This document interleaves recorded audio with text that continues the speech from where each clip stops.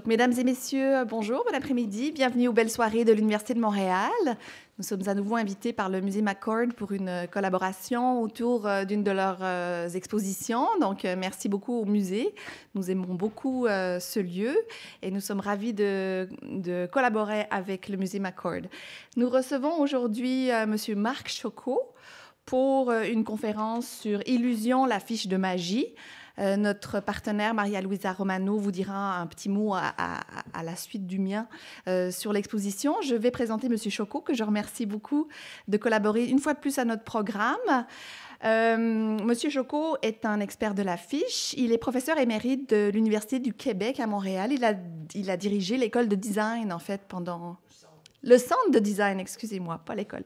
Le centre de design de l'UQAM pendant plusieurs années. Il détient un doctorat en urbanisme, mais c'est vraiment l'affiche qui l'a occupé ces dernières années et il est un expert considérable sur ce sujet. Donc, c'est vraiment un privilège pour nous de l'avoir à notre programme. Il avait déjà donné une conférence ici sur les affiches du Canadien Pacifique. C'est une conférence qui nous est restée vraiment en mémoire par sa qualité. Et voilà, il a toujours des belles idées. Donc, merci beaucoup encore d'être parmi nous. Je passe rapidement la parole à Maria-Luisa Romano. Je vous souhaite une excellente conférence. Bon après-midi, en fait. Nous sommes aussi, de même que les belles soirées, très heureux d'accueillir M. Choco, un habitué et un précieux collaborateur du Musée McCord également.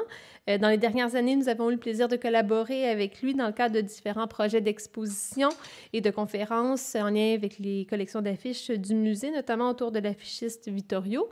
Marc Choco a également fait partie du comité de direction avec Suzanne Sauvage, directrice du musée ici, et Christian Vachon, conservateur de la collection Peinture, Estampes et Dessins. Donc, comité de collection comité de direction de l'ouvrage qui accompagne l'exposition Illusion. Donc, il vient aujourd'hui nous rencontrer pour démystifier l'art de l'affiche de magie qui est au cœur de cette exposition et du catalogue. Juste pour vous donner quelques indications sur l'expo en question, Illusion, l'art de la magie aborde la période de l'âge d'or des spectacles de magie et met en scène une sélection d'affiches de magie qui date de la fin du 19e et du début du 20e siècle. Ainsi, le musée McCord dévoile une partie importante de la grande collection d'affiches et de documents portant sur le thème de la magie qu'il a acquise dans les dernières années, grâce en fait à la Fondation Emmanuel Gattuso. Et cette collection, qui porte le nom de Allen Slide, n'a pas vraiment de comparable au Canada. Elle figure parmi les plus importantes collections de ce type.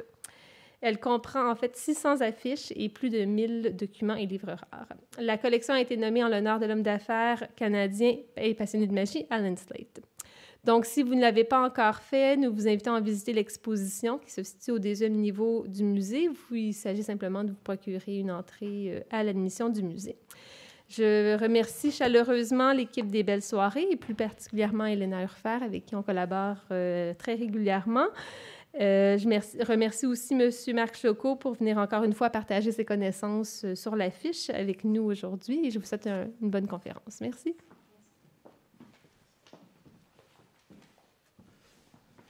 Aïe, aïe, aïe. C'est dur, ça. Bon.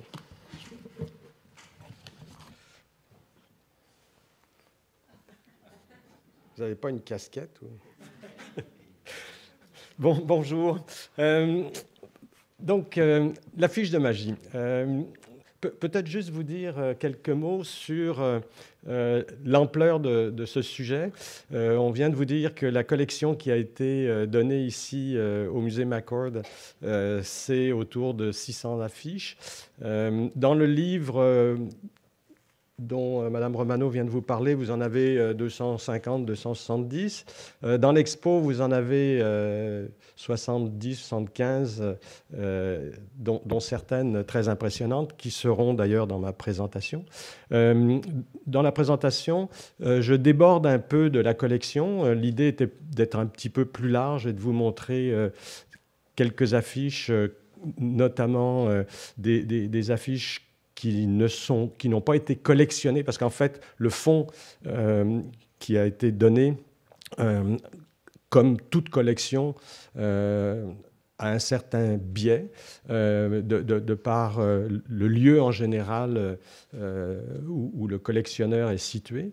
Je connais ce problème moi-même, étant aussi collectionneur depuis maintenant un peu plus de 50 ans. Et donc, dans ma présentation, j'ai cherché à essayer plus de travailler par thématique, quitte à aller faire un certain nombre d'emprunts en dehors de la collection. Juste avant de commencer peut-être dans le sujet plus spécifiquement, peut-être vous préciser de quoi on parle, parce qu'en réalité, l'affiche, tout le monde n'est pas nécessairement d'accord sur ce que c'est une affiche. Peut-être vous dire pour moi ce que c'est qu'une affiche. D'abord, c'est un multiple, première chose. Donc, il s'agit de quelque chose qui est en nombre d'exemplaires, ce nombre pouvant varier de quelques-uns à des milliers à l'origine. C'est ce qu'on appelle un éphéméra en anglais, donc c'est quelque chose qui est destiné à une utilisation ponctuelle. C'est quelque chose qui, quelle que soit sa nature, est commercial avant tout, ou en tout cas publicitaire, dans le sens suivant. C'est-à-dire que pour moi, je ne fais pas de différence entre une affiche qui annonce une pièce de théâtre, un film, qui demande aux gens de s'enrôler dans l'armée, une affiche politique, comme on a vu dernièrement pour la campagne électorale, ou une affiche qui annonce du dentifrice ou une paire de chaussures. Pour moi... Ah bon, il y a quelqu'un qui n'est pas d'accord avec ma définition. Pour moi, une affiche sert à vendre quelque chose. Donc ça, c'est important. Ensuite de cela... En général, on parle de quelque chose qui est imprimé donc en multiples sur papier, éventuellement sur papier fort ou carton, bon, on peut discuter, mais en général sur papier. Et donc, c'est quelque chose qui a une certaine fragilité, d'où cette définition d'éphéméra. C'est destiné à être dans des lieux publics et donc d'attirer l'attention à un moment donné sur quelque chose que l'on veut vendre. Et ensuite de cela, ça disparaît. Éventuellement, vous avez... des gens qui ont la bonne idée de conserver ces pièces. C'est ce qui fait aussi que l'histoire que l'on peut raconter à travers les affiches est toujours d'une certaine façon biaisée, puisque c'est à travers ce qu'il nous reste de ce qui a été produit. Je donne toujours l'exemple du Canadien Pacifique, sur lequel j'ai beaucoup travaillé depuis maintenant une trentaine d'années et plus. On a estimé qu'il y avait à peu près 2500 affiches différentes du Canadien Pacifique qui avaient été produites. Donc, certaines à 25 exemplaires, certaines à des milliers d'exemplaires. Sur ces affiches-là, on en a 600 et quelques dans la collection du Canadien Pacifique. On en connaît peut-être 100 ou 200 autres. Et puis tout le reste, on ne sait pas. De temps en temps, il en sort des nouvelles. Et peut-être qu'il y en a qu'on ne verra jamais. Je vous ai mis là en fait, c'est une peinture anglaise qui vous montre un mur, un bout de mur à Londres et qui vous donne une idée de ce qu'était le phénomène de l'affichage quelque part au milieu du 19e siècle. Je vous ai mis aussi cette photo centre-ville de New York, donc cette foison à nouveau d'affiches. Et puis, une des rares photos montréalaises sur lesquelles on peut trouver des affiches. Donc, vous voyez ici, en fait, c'est plus que des affiches, ce sont même carrément des panneaux publicitaires de grand format. Il y a comme ça quelques photos qui existent. Il en existe fin 19e siècle. Ça, c'est plus dans les années, comme vous le voyez, avec l'automobile vers le milieu des années 1920. Le problème, à nouveau, comme je viens de vous le dire, c'est que, et je mesure mes mots, je n'ai jamais vu une seule affiche en vrai dans mes mains de toutes ces affiches que j'ai vues sur les quelques photos qui présentent des affiches à Montréal. Pas une seule. Ça vous donne une idée de ce qui a pu disparaître en termes de patrimoine dans le domaine de l'affiche publicitaire.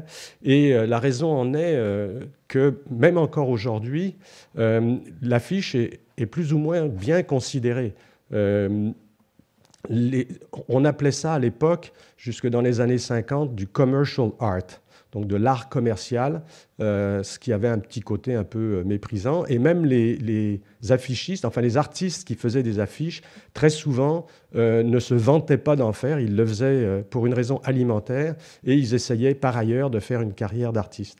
Donc on est dans un schéma très différent de ce qu'on connaît par exemple à fin 19e, début 20e, en Europe, dans plusieurs pays comme la France, la Suisse, où on a vraiment une tradition du métier d'affichiste qui est valorisé. Alors ça, c'est un de nos problèmes ici. Bon, je passe maintenant à la fiche de magie. La fiche de magie, c'est donc un type particulier d'affiche qui va émerger quelque part, je dirais, de manière importante vers le milieu fin 19e siècle. Pourquoi est-ce que ça devient une production plus importante à la fin du 19e siècle?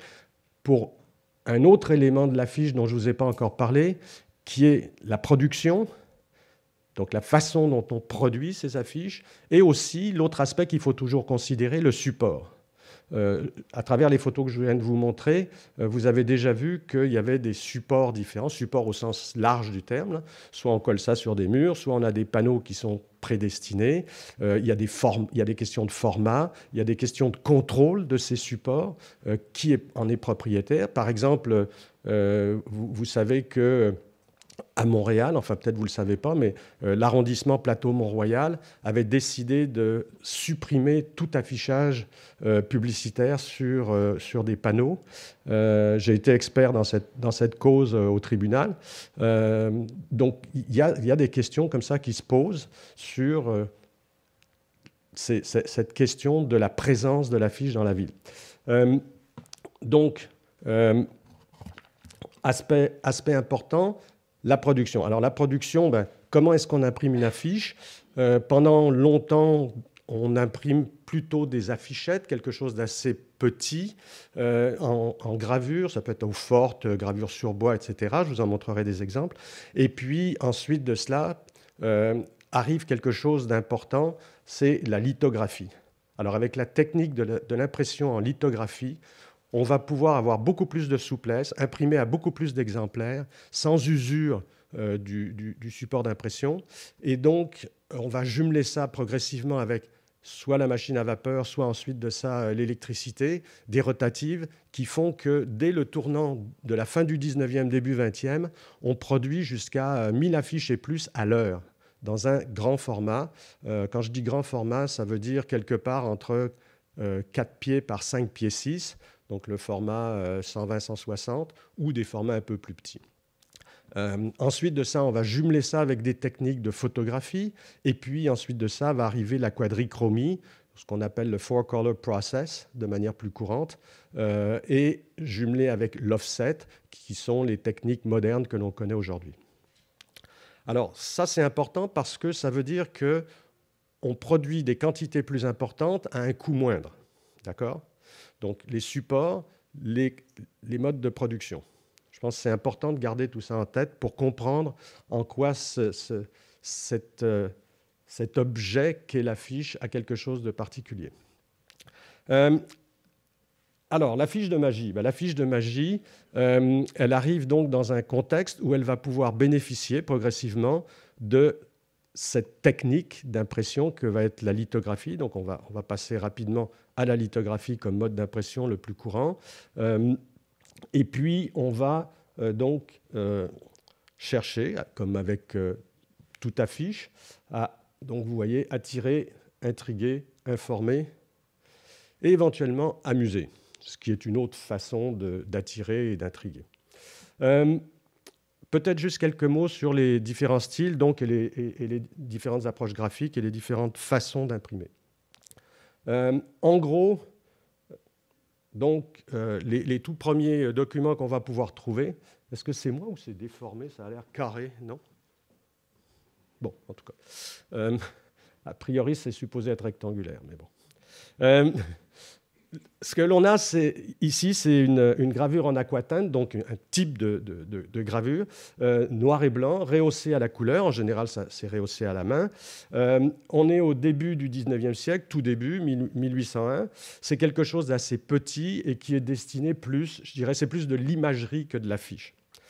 Avec les premières gravures sur bois, donc quelque part vers le milieu du 19e siècle, on va commencer à voir apparaître des affichettes, donc quelque chose d'un petit peu plus grand, destiné à être donc dans l'espace public, où on a ce mélange de textes avec différents caractères de typographie et rehaussé d'illustrations. Alors ça peut être des illustrations très sommaires, petites illustrations comme ça, souvent en gravure sur bois, noir et blanc. Et puis, si on a un petit peu plus d'argent, on y met un peu plus de moyens. Et donc, on va venir avoir avec des affichettes qui commencent à multiplier les caractères différents qui sont mis à la disposition des clients par les imprimeurs. Et on va rehausser à la couleur ces affichettes. Et puis, on va même éventuellement, vous voyez, tout autour de l'affichette, là, vous avez une frise. Ce sont des frises de différents types, assez standards, qui sont proposées aux clients pour venir agrémenter les affichettes. C'est un peu comme les maisons sur le plateau Mont-Royal.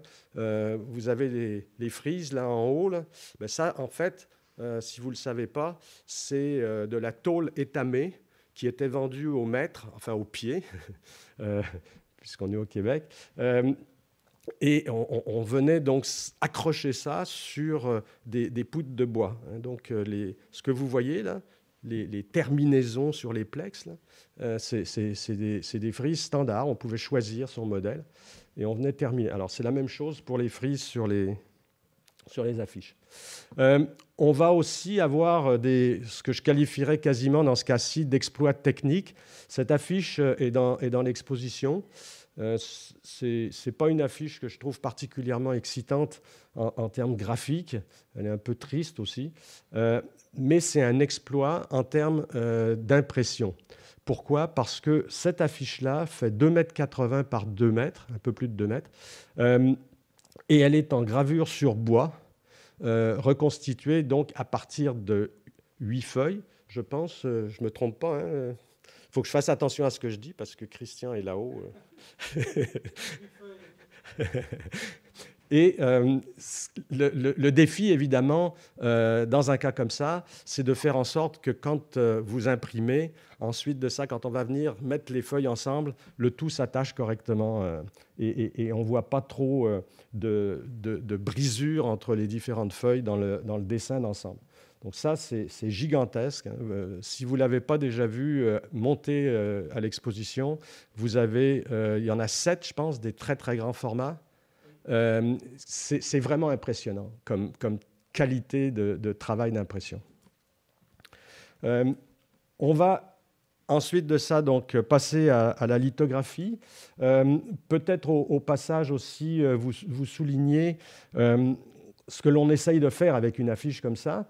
Alors, vous voyez, vous avez deux choses. Vous avez d'une part en bas quelques tours de magie qui sont représentés. Donc, on annonce au client potentiel un peu ce qu'il va voir. Et puis ensuite de ça, on le met même en situation dans la salle pour voir ce qu'il verra dans cette salle de théâtre comme tour de magie. Donc, comment est-ce qu'il sera même installé pour voir le spectacle. Évidemment, on va aller encore plus loin et chercher à multiplier les tours pour essayer d'attirer encore plus les gens, puisqu'on se dit plus on leur montre de tours différents et plus ils vont trouver leur plaisir et se laisser convaincre de venir donc au spectacle. Moi, je pense tout le contraire. C'est-à-dire qu'en réalité, ce faisant, on se trouve à faire ce que l'on appelle du bruit visuel. C'est-à-dire que si vous cherchez à en mettre plus, en réalité, vous en mettez moins, parce que ça s'annule. Il n'y a plus rien qui vraiment a un impact fort dans une affiche comme ça. Et donc, vous risquez de faire en sorte que le passant, le piéton pressé qui passe devant cette affiche dans la rue, il ne porte pas grande attention. là, c'est autre chose. Là, on va jouer sur... Vous voyez un peu ce type d'approche-là. Ça, c'est très présent dans la caricature politique. Fin 19e siècle, en Europe, ça c'est un imprimeur américain, Miner Lito à New York, mais c'est vraiment tout à fait typique de ce que l'on trouve dans toute la tradition de la caricature politique, des affiches de caricature politique qui sont placardées, par exemple, en France, où on a ce côté un peu cartoon, là, un peu bande dessinée de l'illustration. Mais ça marche, c'est-à-dire que là, on a en gros le nom du magicien, on a sa tête, et puis on commence à voir des petites choses intrigantes autour de lui. On reviendra sur ce que l'on voit autour de lui, justement, un petit peu après. Là, on est toujours en lithographie. On va éventuellement mélanger les techniques. Je vous ai mis ici un exemple d'affiches qui utilisent à la fois la lithographie et la photogravure. Donc, on vient composer l'affiche à partir de 2 morceaux. Éventuellement, sur le bandeau blanc en bas, on viendra rajouter le lieu de l'événement. Ça peut être prévu comme tel dès le départ. C'est-à-dire là, on a une affiche qui est imprimée en litho où on a déjà cet encart que vous voyez en bas. Encart qui, ici, est vide.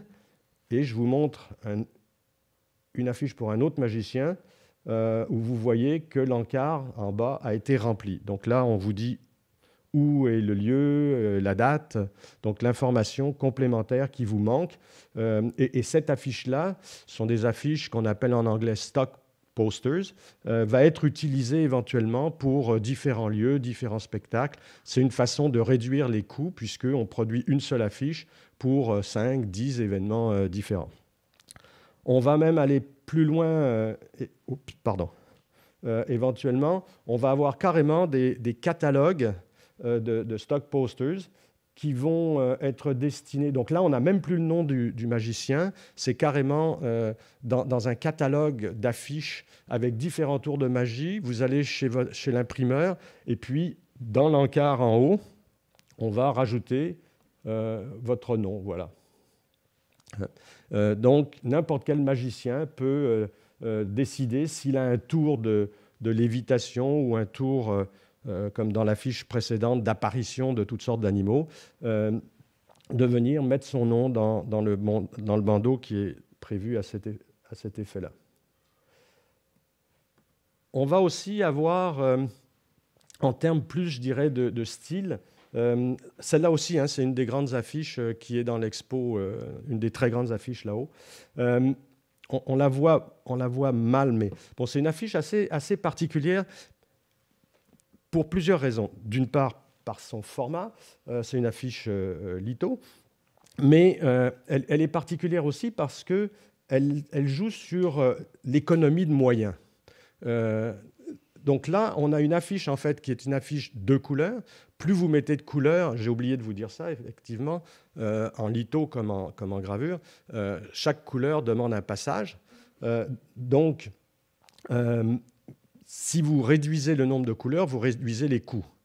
Là, on a un effet maximum avec uniquement 2 couleurs. Et en plus, ce magicien-là, Germain, de façon assez systématique, je pense, a dû s'entendre avec son imprimeur pour utiliser ces affiches rouge, noir, blanc, enfin fond blanc, donc rouge et noir sur fond blanc, comme une stratégie marchande parce qu'on trouve de nombreuses affiches de ce magicien qui sont en rouge et noir, alors que c'est très peu courant. On a vraiment très peu de magiciens qui ont joué sur ces 2 couleurs. Au passage aussi, peut-être juste vous faire remarquer, mais vous avez dû le voir tellement c'est évident, ces feuilles en volute très Art Nouveau. Hein. Même si on est en 1910, c'est-à-dire que c'est assez tardif. Peut-être c'est un commentaire que je dois faire. Ça, c'est comme fan de l'affiche. Les affiches de magie sont, dans l'ensemble, il y a des exceptions, assez traditionnelles comme approche. c'est très rare que l'on trouve des affiches qui soient un peu avant-gardistes. Et en général, quand elles le sont, ce sont plus des affiches qui ont été créées en Europe. En Amérique du Nord, vraiment, les affiches sont en général assez classiques, très figuratives en tout cas.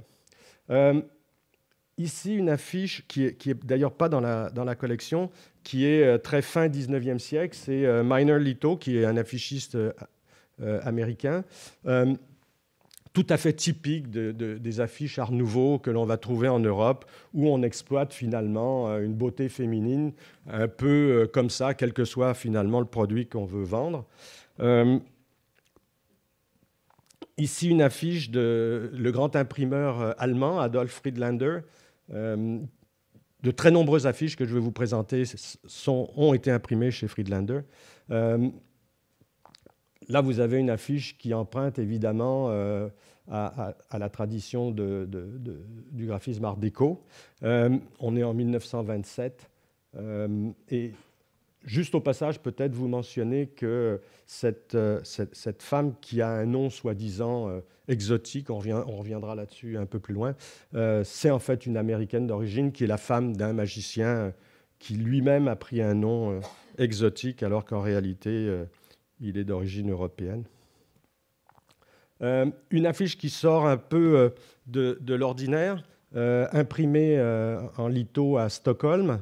Donc, ça fait partie de ces affiches européennes. Ce qui est intéressant ici, c'est qu'on essaye de minimiser les éléments, je dirais, de fond qui pourraient être perturbants. D'où cette silhouette, le diable comme ça, juste esquissé en silhouette. On n'a pas besoin de le représenter plus que ça, tout le monde comprend. Ça a un peu un côté affiche de cinéma. Vous connaissez peut-être les affiches des Marx Brothers. C'est un peu dans cet esprit-là. On peut même aller plus loin. Une affiche italienne ici pour un autre magicien, affiche de 1930, dessinée, imprimée en Italie, où là, pour ceux, est-ce qu'il y en a qui connaissent Albert Dubout? C'est quelqu'un qui en Europe est très connu, qui a fait de très nombreuses caricatures et albums dessinés pour enfants et adultes. Quelques très rares affiches un peu plus, entre guillemets, abstraites, un peu inspirées ici, on pourrait dire, du constructivisme russe, et pour cause, puisque c'est une affiche russe, 1929. Elle a un petit côté, mais sans aller aussi loin, des Steinberg Brothers. Bon, là, je vous parle des grands noms de l'histoire de l'affiche. Les Steinberg Brothers, ce sont deux frères qui ont travaillé en Russie dans les années fin 20 et début 30, qui ont fait des affiches de films absolument fabuleuses. Donc, un constructivisme, mais assez ludique, pas du tout quelque chose de très rigoureux, totalement abstrait. Ici, une affiche assez amusante, créée en 1900, milieu des années 35 ou 36, si ma mémoire est bonne, à Budapest. Donc on est à nouveau en Europe.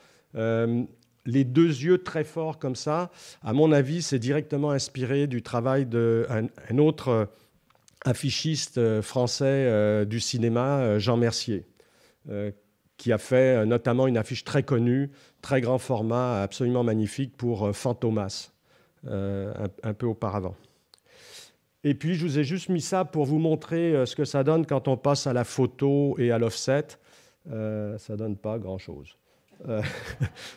Bon, désolé, mais bon, c'est méchant de ma part, c'est pas vrai, parce qu'il y a des affiches en offset, photo et offset, qui sont remarquables. Mais disons que dans le domaine de la magie, c'est pas ce qu'on a fait de mieux. Mais bon, David Copperfield, le nom est très connu, donc on met juste le personnage comme ça. Ça ressemble un peu à tout ce qu'on produit comme mauvaise affiche de cinéma aussi aujourd'hui, avec juste la tête de la vedette. Puis, donc d'un intérêt graphique proche de zéro.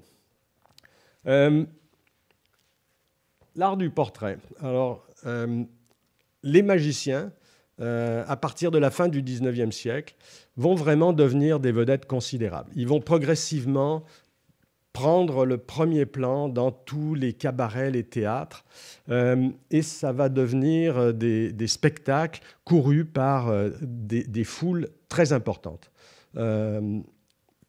On parle en Amérique du Nord là, de l'équivalent pratiquement des cirques du style cirque Barnum. Bon. Et les imprimeurs, d'ailleurs, seront les mêmes. Strawbridge, qui va être le plus grand imprimeur d'affiches en Amérique du Nord, va travailler pour les grands cirques américains, produire des immenses affiches que l'on va trouver un peu partout en Amérique du Nord. Et Strawbridge va devenir aussi le premier imprimeur des plus grands magiciens à la fin du 19e siècle, début 20e siècle.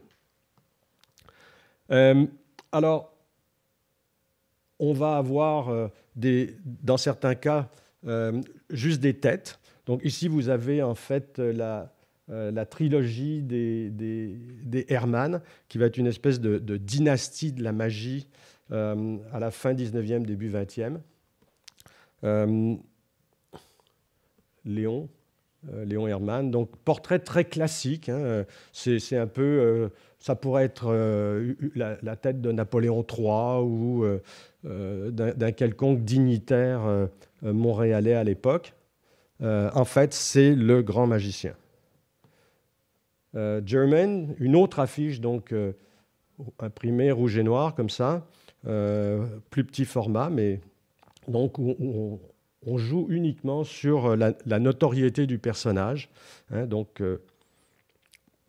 des choses un peu spéciales. J'adore cette affiche qui est le summum du kitsch. Mais c'est logique à quelque part. Vous voyez ce qu'on appelle les putti, les petits personnages comme ça qu'on trouve dans les frises, dans les chapelles en Italie, dans certains coins en Italie et évidemment en Allemagne. Vous avez entendu parler un peu des châteaux du roi fou, Louis II de Bavière. Bon, alors c'est ça. C'est une affiche imprimée en Allemagne, à Hambourg vers 1915. Et donc, on a comme ça ce personnage qui est un peu songeur avec ses poutis autour. C'est pas ce qu'il doit y avoir de plus efficace par rapport, par exemple, à ça, où là, on va vraiment à l'essentiel. Alors, Chong Ling-soo, ça, c'est une affiche anglaise. La particularité de ce personnage, c'est qu'il va passer sa vie à faire semblant qu'il ne parle pas un mot d'anglais et qu'il est tout ce qu'il y a de plus chinois, alors qu'en réalité, il est tout ce qu'il y a de plus américain et je pense qu'il ne devait pas parler même un mot de chinois. Et donc, on va revenir tout à l'heure peut-être sur, enfin non, c'est sûr, sur la question de l'orientalisme et du pourquoi. Une affiche très importante, et là je m'en remets à mon collègue Christian Vachon pour faire cette affirmation, c'est lui qui le dit, ce serait la première du genre qui aurait lancé cette mode du magicien avec ses petits diablotins perchés sur les épaules. Alors ça, c'est une affiche de Strawbridge 1894, donc qui lance cette mode, et on va avoir comme ça toutes sortes de magiciens qui vont reprendre cette idée et se présenter. Bon, là, je vous en ai mis trois. Ouais. Mais en réalité, il y en a des dizaines d'affiches comme ça différentes. Peut-être avec une particularité ici. Vous voyez que les diablotins, en général, ils sont rouges. Hein, alors, vous vous rappelez, le diable est rouge. Pour ceux qui ont un certain âge ici, comme moi, il y en a peut-être qui se rappellent que les curés ne faisaient pas de politique au Québec, mais en chair, souvent, ils vous expliquaient que le ciel était bleu et que l'enfer était rouge. Hein, vous vous rappelez à quoi ça faisait allusion? Évidemment, l'Union nationale et les libéraux, d'accord? Bon, alors, c'est assez amusant parce que pendant très longtemps, les diables, en fait, ils n'étaient pas nécessairement rouges, ils étaient éventuellement noirs ou verts. Et puis, à un moment donné, ils vont devenir rouges. Mais là, par exemple, bénévole, ça, c'est une affiche française. C'est assez intéressant parce que pour vous donner une idée de l'importance que pouvaient avoir certains de ces magiciens, cette affiche-là n'a pas été imprimée par un imprimeur que je connaissais en France, et pourtant j'en connais beaucoup. Ça a été imprimé par il y a la mention imprimerie spéciale de la tournée bénévole. Ça veut dire qu'on a mis sur pied, vraisemblablement, peut-être à l'intérieur d'une ancienne imprimerie, une imprimerie qui est dédiée à faire des affiches pour la tournée de ce magicien. Donc ça, c'est des traces qu'on trouve comme ça. Bon, évidemment, il y en a d'autres, comme par exemple le fait que vous avez des magiciens qui se trimbalaient avec un train complet pour toutes les personnes de leur troupe, l'appareillage, les animaux, etc. Donc ça vous donne une idée. On parle vraiment de spectacles très importants, hein, de troupes complètes, avec tout un appareillage complet. Carter, un des grands noms de la magie. Alors ici, ce qu'on fait, c'est que le portrait, évidemment, est l'élément le plus important, mais on vous met quand même un certain nombre d'éléments, des tours qu'il va vous présenter dans son spectacle. Est-ce que c'est efficace? Je ne suis pas sûr. Encore plus de tours, comme tout à l'heure. Alors ça, c'est pour une tournée mondiale, vous voyez, Around the World. Donc Raymond, qui était un magicien d'origine française, vous voyez tous les lieux où il va se produire. C'est assez intéressant, en fait, en termes d'affiches. À nouveau, comme je vous dis, ce n'est pas nécessairement très efficace, mais c'est assez intéressant si vous vous attardez à regarder chacun des petits paysages qui représentent les différents lieux où il va se produire. Ça, pour moi, c'est vraiment le summum de l'efficacité. Ça, c'est une affiche autrichienne, un graphiste qui s'appelle Gustav Mezey, 1936. C'est quelqu'un qui a travaillé beaucoup pour le cinéma et ça se voit. C'est vraiment comme les affiches du cinéma à sensation, hein, des années 30, à Hollywood, par exemple. C'est une affiche où vraiment vous avez juste une petite allusion à un tour et puis fondamentalement la tête et le nom du magicien. Donc quelque chose qui est vraiment très fort pour attirer votre attention. L'équivalent de nos jours, là, ça date de 2010, si ma mémoire est bonne, quelque chose dans ces eaux-là, en tout cas très récent, une affiche en offset quadrichromie pour un des magiciens actuels. On va éventuellement aller chercher quelque chose de plus, entre guillemets, noble.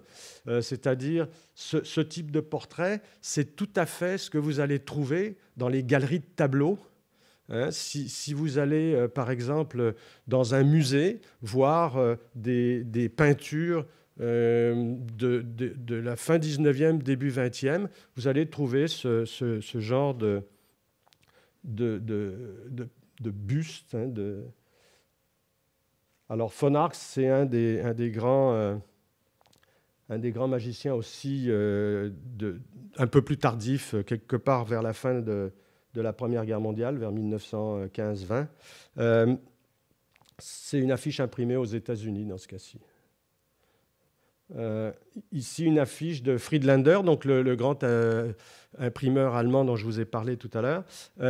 Une affiche pour une tournée en Russie, d'où les caractères cyrilliques.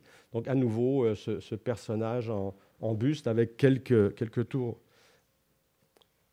Le grand Keller, là on est à nouveau pratiquement dans un tableau impressionniste, quelque chose de très classique comme représentation, pour mettre en valeur la noblesse de ce personnage.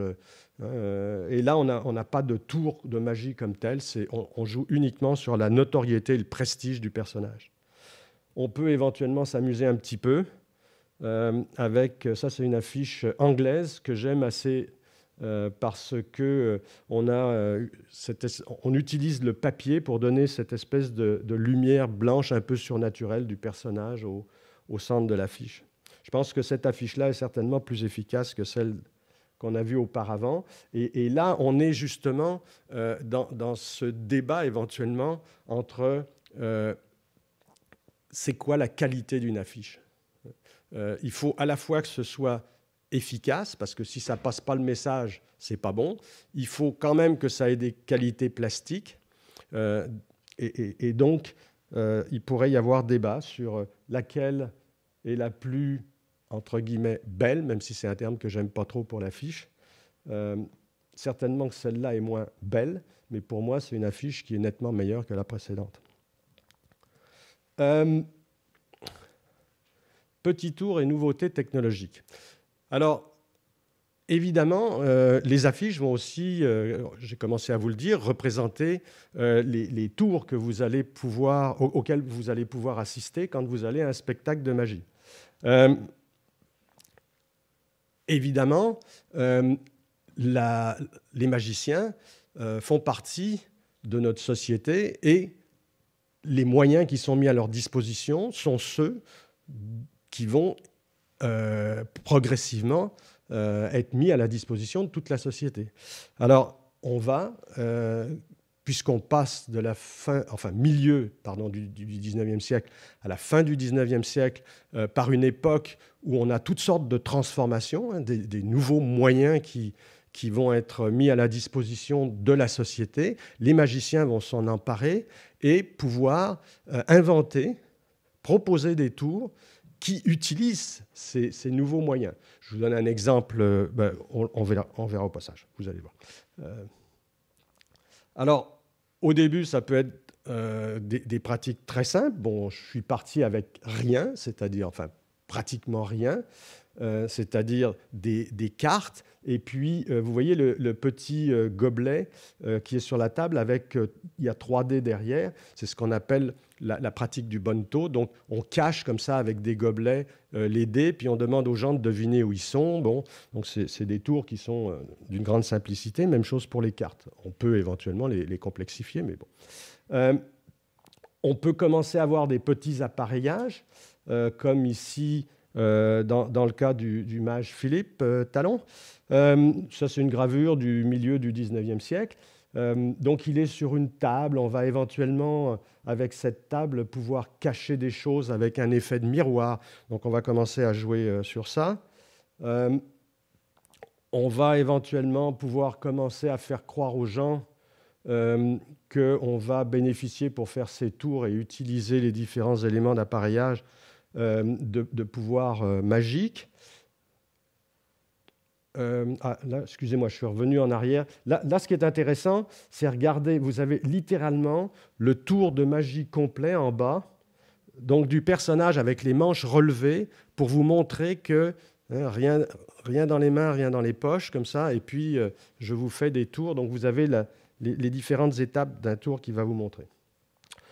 On peut éventuellement commencer à trouver, ici c'est une gravure aussi vers 1830-32, si ma mémoire est bonne, où on voit par exemple ici le tour du bouquet de fleurs. Donc ce qu'il tient dans sa main gauche, c'est un bouquet de fleurs qui apparaît, et ça c'est par un mécanisme.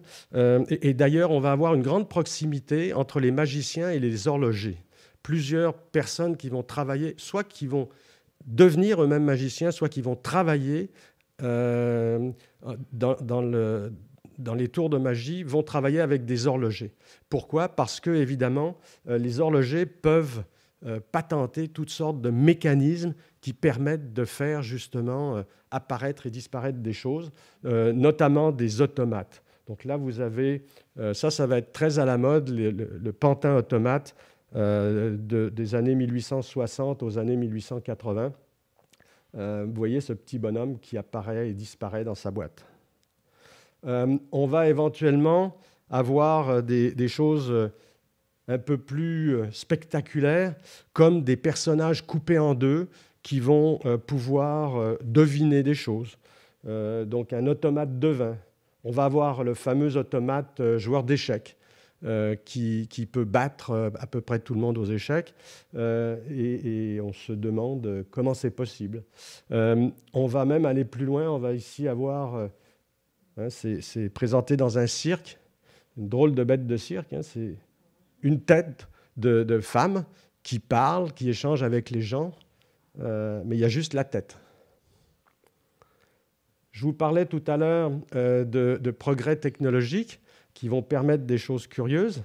Ça, c'en est une. Comme vous voyez cette dame qui tient deux énormes poids sur chacun de ses bras.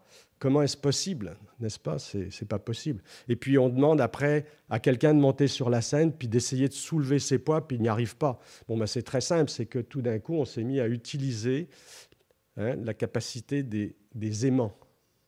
Donc le magnétisme, et donc cet effet de attirer, repousser.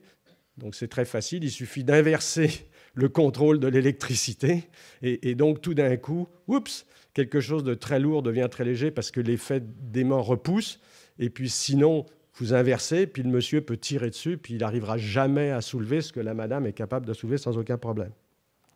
On va aussi utiliser toutes sortes d'appareillages de plus en plus complexes et des effets de miroir et autres gadgets pour faire disparaître toutes sortes de choses. Donc ici, on fait disparaître carrément un cavalier avec son cheval. On va même aller plus loin, on va faire disparaître une énorme voiture avec plusieurs jolies madames. Au passage, à nouveau, Christian Vachon avait remarqué qu'il s'agissait ici du premier placement média. Regardez, on parle d'une marque de voiture sur cette affiche.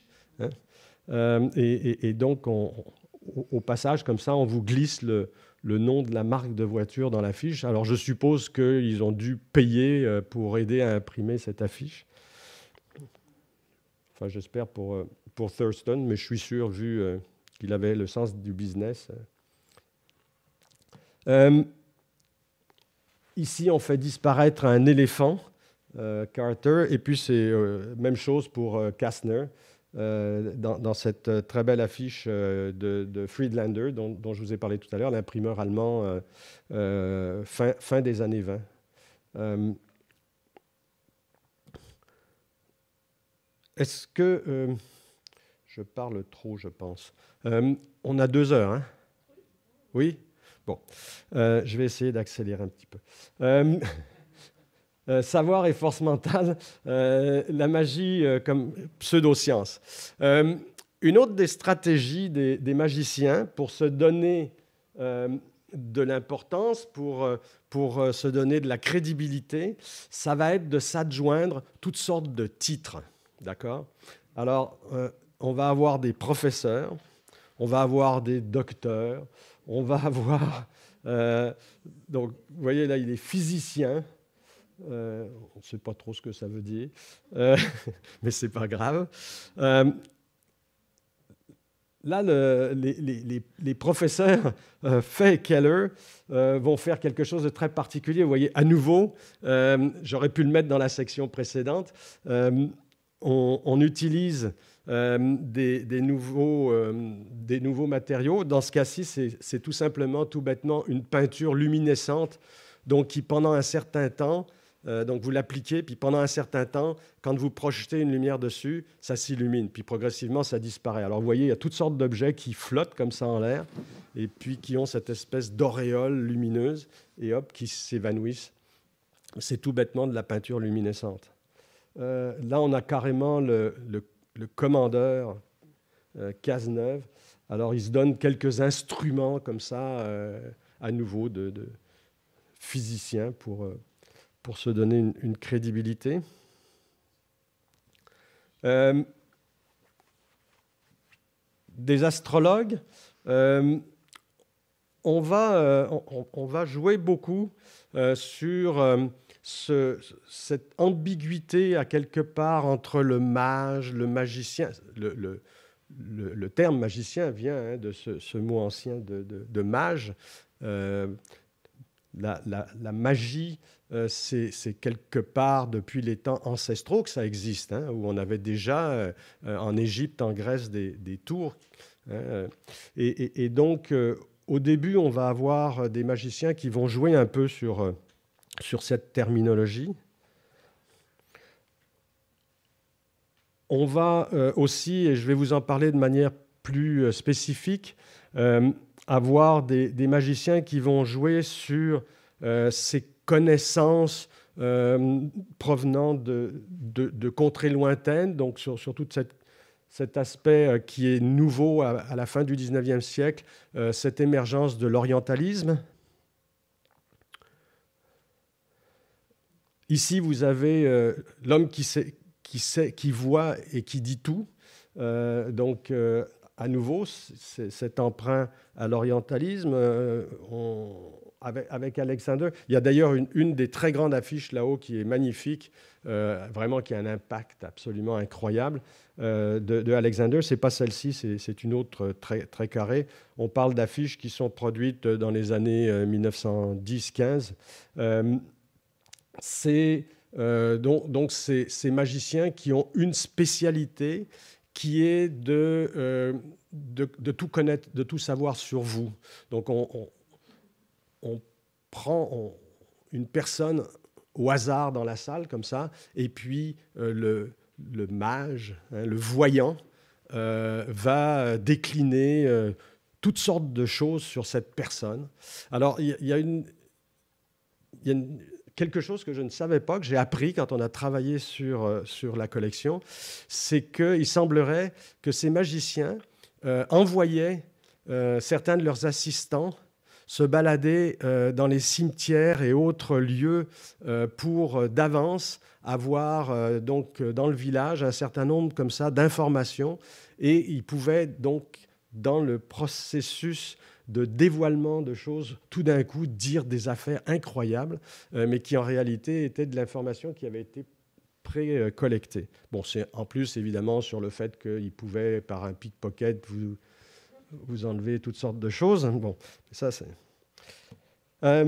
alors vous en avez comme ça plusieurs qui vont aussi non seulement commencer... Donc là, vous voyez les emprunts à l'orientalisme, on va revenir là-dessus, le sphinx, les pyramides, etc., qui vont utiliser aussi ces pouvoirs pour hypnotiser les gens. Et évidemment, on va utiliser ces pouvoirs hypnotiques pour éventuellement même faire sourire ou carrément rire la salle. Donc là, vous voyez, ce sont des hommes qui ont été hypnotisés, qu'on a habillés en femmes et qui se mettent à faire une danse, une farandole complètement folle sur scène. Et évidemment, quand on les réveille, ils ne se rappellent de rien. Bon. Il faudrait... ouais. 1h13. Aïe, aïe, aïe. Bon, même si j'essaye d'accélérer, j'ai trop de choses à vous raconter. On va utiliser dans les affiches toutes sortes d'éléments symboliques. Ici, évidemment, ce qui est intéressant, ce sont deux choses. Je n'ai pas le droit de bouger là. Hein. Bon. Alors, je vais vous les pointer d'ici, mais même si je n'ai pas de pointeur. Vous avez à gauche la chouette, et puis ensuite le monsieur, lui, qui regarde un livre. Donc, évidemment, la chouette, c'est la sagesse. Il y a d'autres trucs aussi. Hein. Je pense qu'il y a un crâne. Alors, le crâne, c'est un double sens. Le crâne, évidemment, ça peut être la mort, mais c'est aussi la vie dans le sens où c'est l'âme, hein, c'est ce qu'il y a dans notre tête, dans notre univers cérébral. Le livre, évidemment, c'est le livre des secrets, c'est le grimoire. C'est là que sont consignés un certain nombre d'éléments de savoir que seul le magicien sait décoder. Alors ça va revenir, donc là vous avez à nouveau ce monsieur, il est déguisé, il est encore avec son chapeau pointu, donc du mage, qui va être très rapidement abandonné par les magiciens plus modernes. Et puis vous avez ici carrément Méphisto, avec toutes sortes, vous avez des... bon ça y est, les battes... les chauves-souris, merci. Les chauves-souris qui volent, vous avez un serpent, donc toutes sortes d'éléments qui ont une connotation mystérieuse qui vont être utilisés pour ces différentes affiches.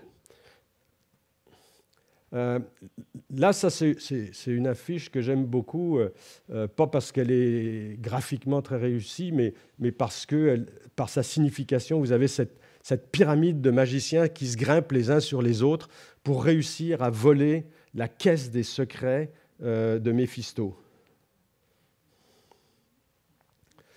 Là, vous avez carrément ce squelette qui éclaire, hein, le magicien qui lit son livre des secrets et qui va être guidé par le squelette, par la mort, pour pouvoir découvrir un certain nombre de secrets qu'il va pouvoir exploiter dans ses spectacles.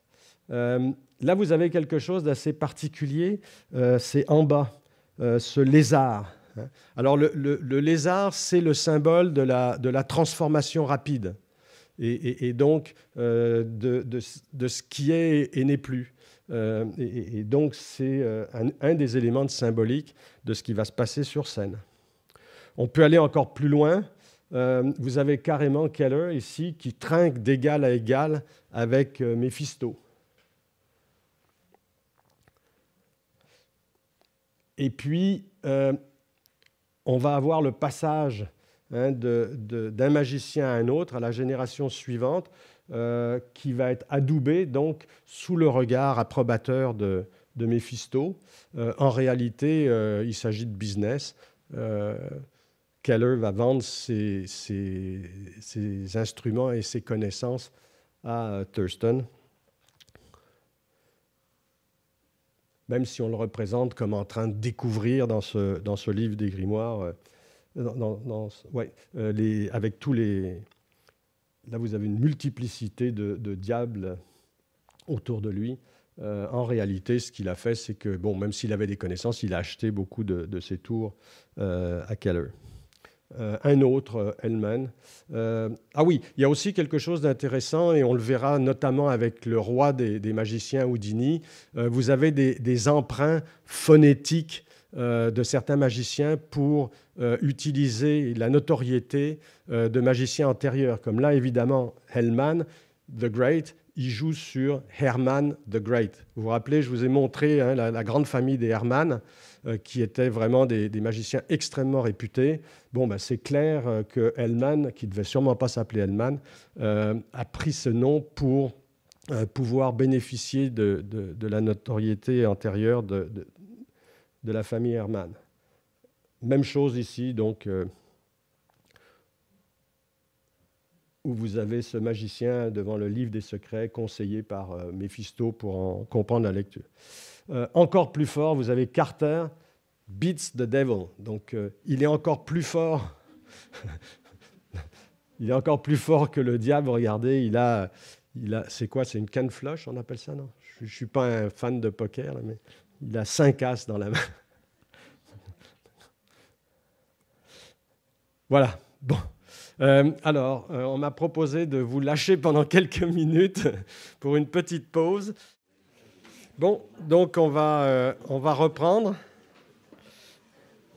Là, je vous ai mis un petit ensemble d'affiches un peu particulières. Vous allez voir, ça fait partie des tours qui sont très prisés des spectateurs à l'époque. Et qui ont un caractère assez spécifique.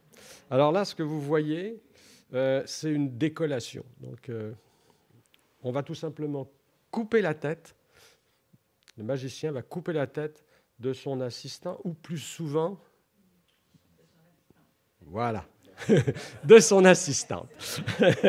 D'ailleurs, pour ceux que ça intéresse, dans le livre que nous avons fait, vous avez un texte de Madame Contogouris qui a une approche assez intéressante et qui fait un parallèle entre l'émergence des mouvements entre guillemets d'émancipation de la femme, notamment en Angleterre, puis aux États-Unis au début du XXe siècle, et ces violences multiples pratiquées par les magiciens sur leurs assistantes. Alors, personnellement, je trouve qu'elle charrie un peu, et je vais vous montrer pourquoi, mais ça se discute. C'est intéressant, je trouve.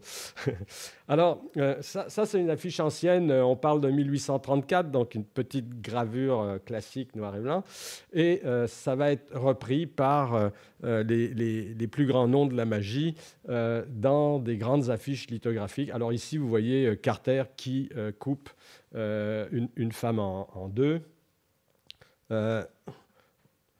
Voilà, on peut même la couper en 3, comme chez Nicolas. Et surtout, ce qui est important, c'est tout en gardant le sourire. Ben, oui, parce que sinon... Alors, ce qui est drôle aussi dans cette affiche, regardez en bas, vous avez même... on va pousser la farce jusqu'à avoir des infirmiers ou des infirmières, l'ambulance et tout, au cas où ça tournerait mal. Bon. Mais en général, on retrouve l'assistante entière après le numéro. Enfin, jusqu'à preuve du contraire. Là, vous avez une version française... donc, une parodie du Moyen-Âge, hein, où vous avez le bourreau et puis on va couper la tête comme ça. Alors, dans certains cas, vous avez même des magiciennes qui vont se couper elles-mêmes la tête. D'accord ? Ça, c'est... Donc, Adélaïde Hermann, une des grandes de la fameuse famille Hermann. Mais bon, la raison pour laquelle je vous dis que Mme Kantogouris peut-être charrie un peu, c'est parce qu'on a quand même des hommes qui pratiquent le même genre de sport. Donc, comme ici, Andrés qui se coupe lui-même la tête. Voilà. Self-decapitation par le grand Kella. D'accord ? Un autre couple de magiciens très connu, Hervé Leroy, Bosco, en fait, ils sont trois. Il y a une femme qui va être dans la gang aussi. Et où vous avez ici un des magiciens qui a décapité son collègue et qui présente comme ça la tête de son collègue sur un plateau, à la grande surprise de Méphisto qui en tombe littéralement sur ses fesses par terre. Alors on peut faire d'autres types de tours, comme par exemple tirer dans une cible au travers de sa femme. On peut éventuellement multiplier tout ça, c'est-à-dire s'électrocuter, se pendre, se découper, enfin bref. J'en avais toute une gamme sur cette affiche. C'est juste la moitié d'une affiche. Il y en a encore tout un autre morceau. On peut aussi emprunter à l'histoire. Je vais vous montrer quelques affiches et puis après, je vais vous montrer d'où ça vient. Alors, ça, c'est une affiche, évidemment, beaucoup plus dans le style cabaret, art déco des années 30. Une affiche française. Vous en avez une autre ici, une affiche espagnole. Donc, c'est pas le diable ici, c'est un squelette qui tient le rôle du diable. Et on voit donc ces femmes transpercées. Le fantasme poussé à son maximum. D'accord ? Alors, ça vous dit quelque chose, ceux qui ont visité, par exemple, le Louvre ? Non ? Le Saint-Sébastien de Messine ou de Mantegna. Il y a plusieurs versions du Saint-Sébastien. Et regardez, la pose est vraiment identique. C'est un renversé. Ce n'est pas le même bras, mais c'est un effet en miroir. Là. Regardez. C'est vraiment la même pose. On peut lui griller les pieds. Une autre version. Dans certains cas... ça ne dérange pas beaucoup, vous voyez. On peut commencer à griller beaucoup plus. Ça, c'est la version Friedlander, version allemande, art déco des années 20. Un peu plus tardif, on a ici une version russe, donc avec sourire et élégance, comme ça, on grille toute la madame. On est dans les années 50. On peut pratiquer ça à l'envers, c'est-à-dire au lieu de griller les pieds, on grille la tête. Ça, c'est version française, un imprimeur qui s'appelle Harford, 1925 à peu près. Mais éventuellement, ces dames peuvent se venger. Donc là, vous avez le magicien qui est littéralement grillé par toute une série de diablotins et de femmes. Les pouvoirs mystérieux de l'Orient. Donc, j'ai commencé à vous annoncer ça. C'est évidemment, c'est pas innocent si tout d'un coup, on a toute une série de magiciens qui commencent à se réclamer des pouvoirs de l'Orient. On est à la fin du 19e siècle, on commence à avoir les grandes découvertes des premiers égyptologues. On commence à commercer de manière importante avec l'Orient. On commence à découvrir ces cultures et on va en tirer un certain nombre d'éléments qui peuvent être utilisés pour faire croire aux gens les plus crédules que l'on a justement, dans cet Orient mystérieux, trouvé des pouvoirs particuliers, des pouvoirs magiques. Et ça va avoir un écho, à mon avis, assez intéressant parce qu'on est à une période de changement, une période de progrès technologique qui fait qu'évidemment, il y a un certain nombre de gens qui ont peur de ces transformations, comme à toute grande période de transformation. On est à la grande période d'industrialisation et d'urbanisation. Et donc, je pense que ça n'est pas, innocent si à ce moment-là, on a justement des gens qui se réclament de pouvoir en dehors justement des percées technologiques, même si par ailleurs ils les utilisent dans leur tour. Le haut lieu, le lieu culte de la magie en Angleterre laisse aucun doute. Ça s'appelle carrément Egyptian Hall, d'accord? Donc, on ne parle même pas d'une allusion, on parle carrément d'un emprunt. Aïe, ça, j'espérais que ça ne se produirait pas. Ça ne s'est pas produit jusqu'à maintenant. Je suis désolé, c'est une diapo aveugle. Bon. C'est dommage parce que c'était Carter avec le Sphinx et la pyramide. Et Carter va justement jouer, qui est un des grands magiciens connus, sur le fait qu'un des découvreurs de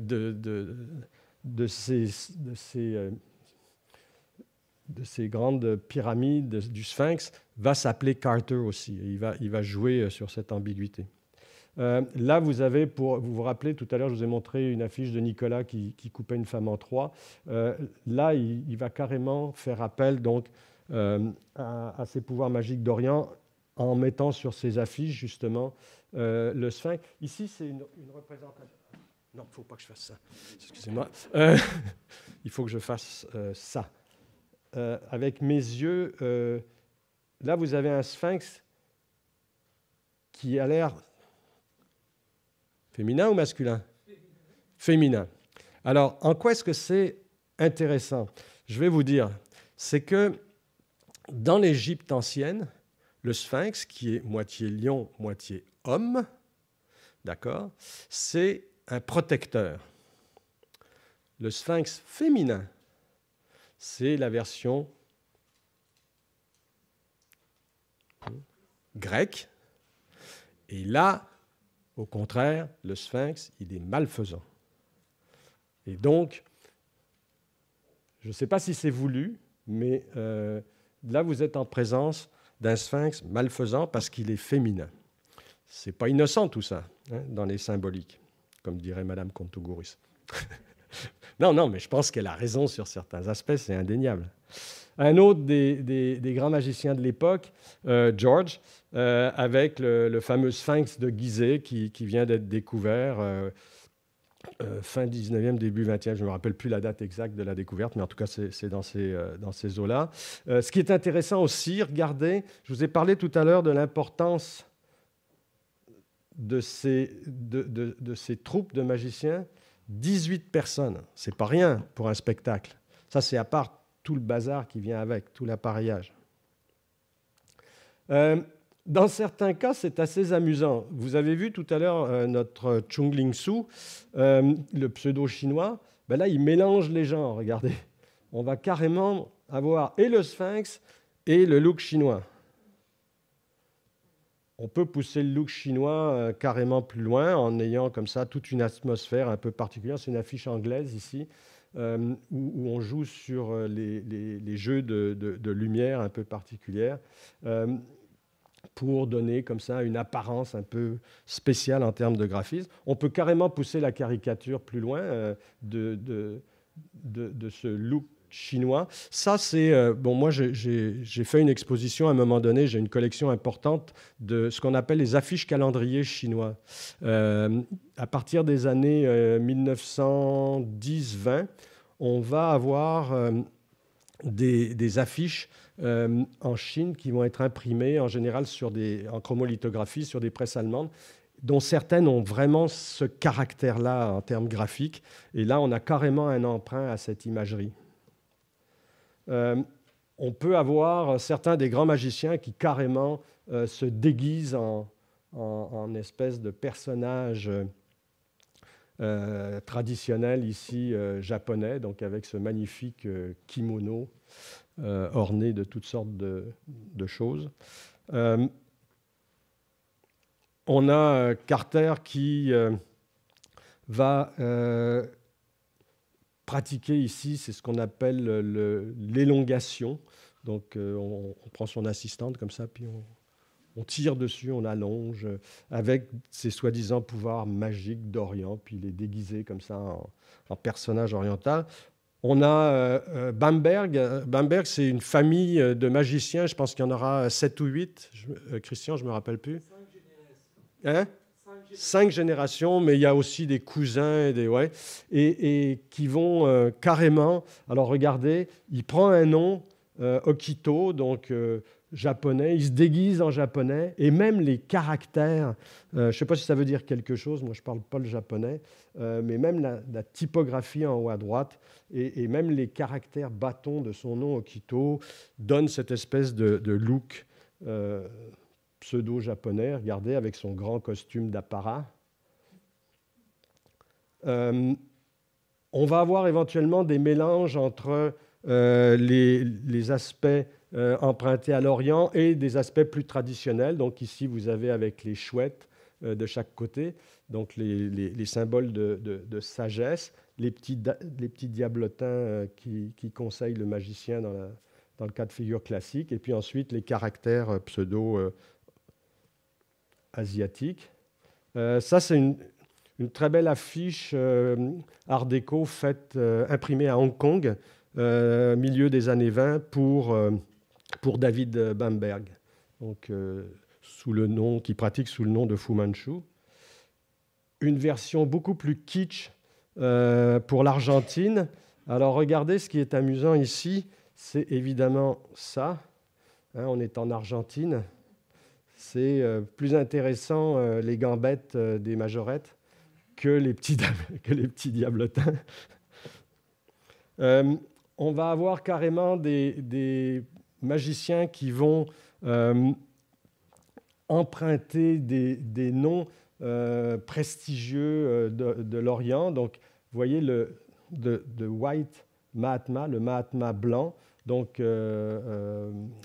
c'est un bonhomme qui s'appelle en fait Samuel Baldwin, qui va devenir Samri. Oh non, c'est pas vrai.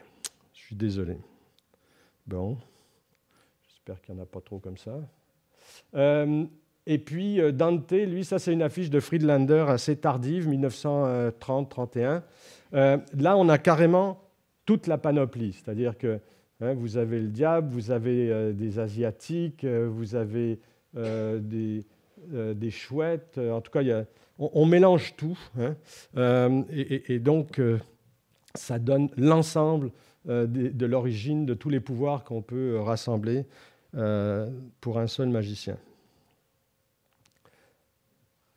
Et les femmes de sorcières à magiciennes. Alors, je vous ai mis évidemment comme première Madame Girandelli. C'est la première femme, là ils disent la seule. On est au début du 19e siècle, donc 1818. La première femme à pire, c'est-à-dire qui ne brûle pas. Regardez, elle se met la main et le pied dans le feu. Il est clair que quelques siècles avant, on l'aurait vraiment mise au bûcher pour la flamber pour de vrai. Parce que, je veux dire, elle aurait été considérée comme une sorcière et on ne rigolait pas avec ça. Alors que là, bon, c'est un tour de magie. Une affiche composite, photogravure typo imprimé aux États-Unis pour une des grandes magiciennes réputées de la fin 19e, début 20e. Une affiche un peu art déco pour sa belle-fille, Eva Fay, qui va prendre la relève. Donc, on a comme ça quelques femmes qui sont connues et reconnues pour leur pratique de la magie et non pas juste comme assistantes. Même chose ici, une affiche de l'affichiste français Charles Lévy pour une certaine Madame de la Haye, où on voit donc cette représentation classique de la magicienne. Bon, elle est quand même dans une petite tenue. On est fin 19e, et donc l'affiche classique française de l'époque veut que les madames soient en grande partie dénudées, voire totalement dénudées, ce qui n'est pas du tout le cas dans les affiches nord-américaines. C'est très rare dans les affiches nord-américaines fin 19e, début 20e de voir des femmes nues, alors que c'est tout à fait courant dans l'affiche française. Donc là, on la voit quand même un peu habillée, et puis un certain nombre de tours. On a ici une affiche assez intéressante parce que c'est une affiche qui montre les différents partenaires d'un groupement, une troupe de magiciens, Servait le roi, ça va devenir ensuite Servait le roi Bosco, et on a une certaine Mercedes Talma, vous voyez, qui partage la vedette ici dans le médaillon. Et donc ça montre l'importance qu'elle peut avoir, et elle est aussi dans l'affiche en personnage central.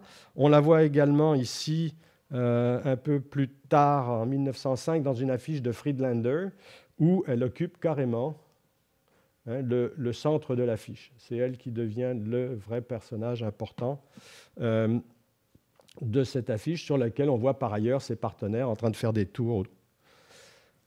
On a ce fameux portrait en pied de Madame Keller. Alors, Madame Keller, en fait, n'était pas une magicienne.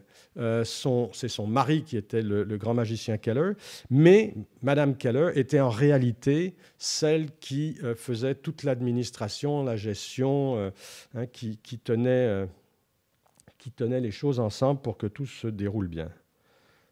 Une autre magicienne moins connue, Modena Heller, qui était en fait la femme d'un magicien australien.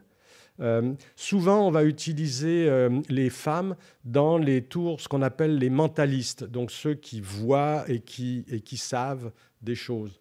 Donc, vous voyez, elle a les yeux bandés. Malgré ça, elle peut vous dire des choses à la fois sur qui vous êtes, ce que vous faites, et surtout vous lire l'avenir, ce qui va vous arriver. Ionia, la fille d'un grand magicien, De Verre, une affiche Art Nouveau assez classique. Donc, à nouveau, cette femme un peu dénudée, comme ça. Ça, c'est une affiche anglaise. Une autre affiche. Vous savez, vous connaissez Georges Méliès ? Bon. On a marché sur la Lune, etc. Bon. Donc ça, c'est tout à fait dans cet esprit de l'époque. Vous voyez le mage ici en bas avec son chapeau pointu, donc représentation classique du mage. La beauté classique qui va être l'élément, entre guillemets, soi-disant attractif de l'affiche. Et puis, on voit autour quelques petits éléments complémentaires. Ce qui est assez intéressant en réalité dans ces affiches, là vous avez les deux, le magicien et son assistante partagent la vedette, mais en réalité, dans bien des cas, même si c'est l'homme qui est en avant et qui fait tout le discours, toute la représentation, la personne qui a le rôle le plus ingrat et qui fait vraiment le tour, en général, c'est l'assistante, qui a des capacités de contorsion, et qui va pouvoir se se mettre dans toutes sortes de positions, notamment, par exemple, quand on coupe, soi-disant, cette femme en deux, là, il faut qu'elle se mette dans certaines positions plus qu'inconfortables. Donc, en réalité, souvent, l'assistante mérite largement son rôle. Les lévitations, ça va devenir quelque chose très à la mode.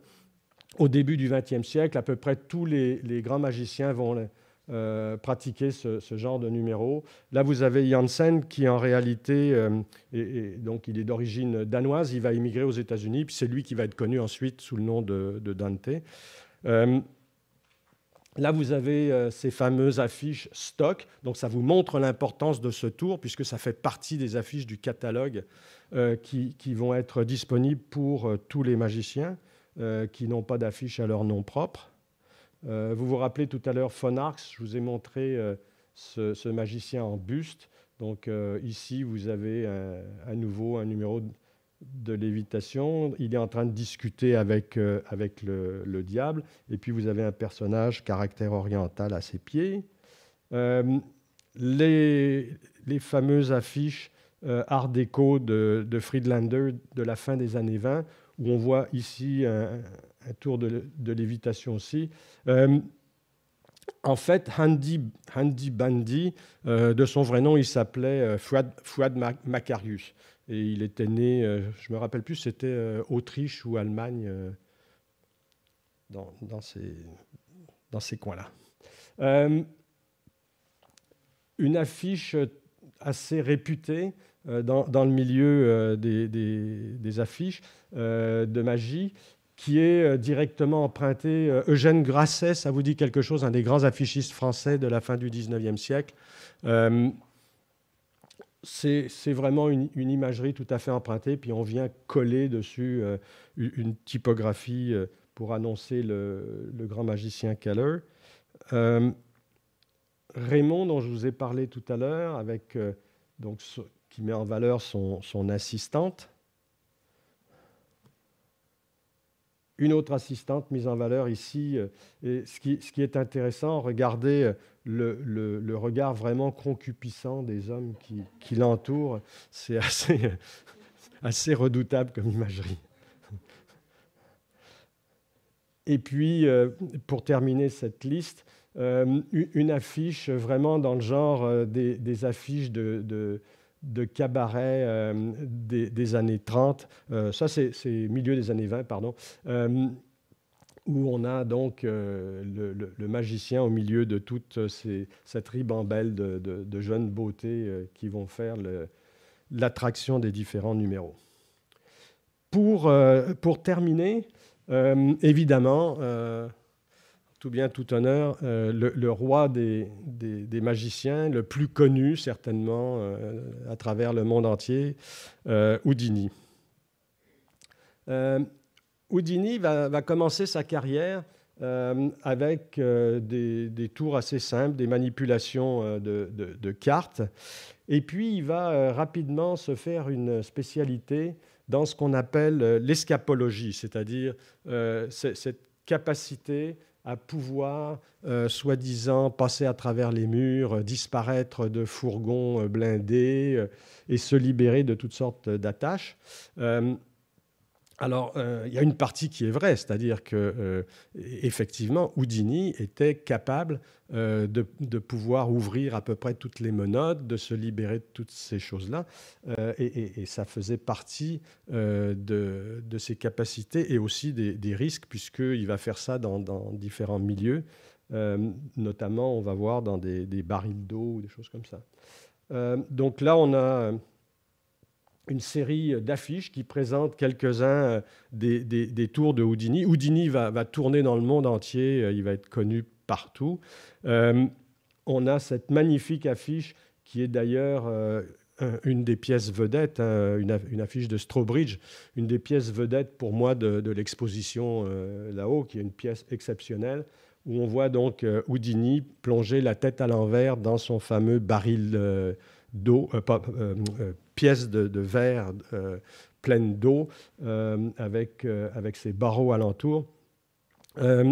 une affiche que j'aime bien, qui est un peu style image d'Épinal, un peu vieillotte comme ça, qui est une affiche qui représente, donc vous voyez Houdini tout nu, il est mis dans un fourgon blindé quand il est allé en Russie, à Moscou, et il est disparu de ce fourgon blindé. C'est quelque chose qui fait partie des anecdotes connues dans le milieu. La fameuse affiche présidentielle, ce qu'on appelle l'affiche présidentielle, vous le voyez, c'est vraiment, on dirait qu'il est en campagne électorale pour devenir président des États-Unis, donc où on a simplement son portrait, son nom, rien d'autre. Et cette affiche est aussi dans l'exposition. Graphiquement, elle n'est pas nécessairement très excitante, mais elle est extrêmement représentative de ce qu'est la notoriété de Houdini, rendue à un certain point dans sa carrière. Il va également faire l'objet de 2 films, un du temps de son vivant, en 1919. On le voit ici dans un de ses célèbres tours. Il est suspendu par les pieds sur un gratte-ciel. Donc c'est en pleine rue. Il y a des milliers de gens qui sont en bas. Et il va se libérer de cette camisole de force dans laquelle il est pris. Et puis il y aura un autre film, c'est dans les années 50, je pense, avec Tony Curtis. Merci, c'est ça, je cherchais le nom. Et évidemment, je vous ai parlé tout à l'heure des emprunts de noms. Alors les emprunts de noms... avec des INI, on va en avoir plein. Donc Albini, Alpigini, Nordini. Bon, donc on aura plein de magiciens comme ça qui vont essayer d'emprunter à la connotation du nom d'Houdini. On va évidemment aussi, et bien sûr, avoir des magiciens qui vont emprunter autour à la gestuelle de Houdini, comme par exemple Steens, ici typiquement dans une posture houdinienne. Ça, c'est un magicien australien, si ma mémoire est bonne. C'est une affiche anglaise vers 1912, où là, il a changé l'eau pour de l'électricité, donc il va se libérer d'une cage où il est sur une chaise électrique. Ça, je ne l'avais pas remarqué tout de suite, mais donc ce Randy, qui va pratiquer un tour de Houdini. En fait, c'est un pastiche d'affiche ancienne. Elle date, cette affiche, de 1976. Et puis, on a d'autres affiches encore plus récentes. Donc, vraiment, Houdini est vivant 100 ans après, hein, ça ne fait aucun doute. Ça, c'est une affiche de Lindsay Kuhn en 2000. On a cette superbe petite affiche de Seymour Schwast. Seymour Schwast, c'est un des grands affichistes du Pushpin Studio dans les années 70. Comme ça, vous avez quelques affichistes qui vont travailler ensemble à New York, qui sont vraiment très connus. Donc ça, c'est une affiche de 1975. Et puis, juste, je vous ai mis ça pour terminer. En fait, Houdini, il a subi ce que lui-même avait appliqué, c'est-à-dire que en fait, Houdini ne s'appelait pas du tout Harry Houdini, il s'appelait Eric Weiss, c'était le fils d'un rabbin qui venait d'Europe, et il avait emprunté son nom au grand magicien du milieu du 19e siècle, qui était Robert Houdin. Et donc, c'est un peu comme une boucle de l'histoire. Voilà.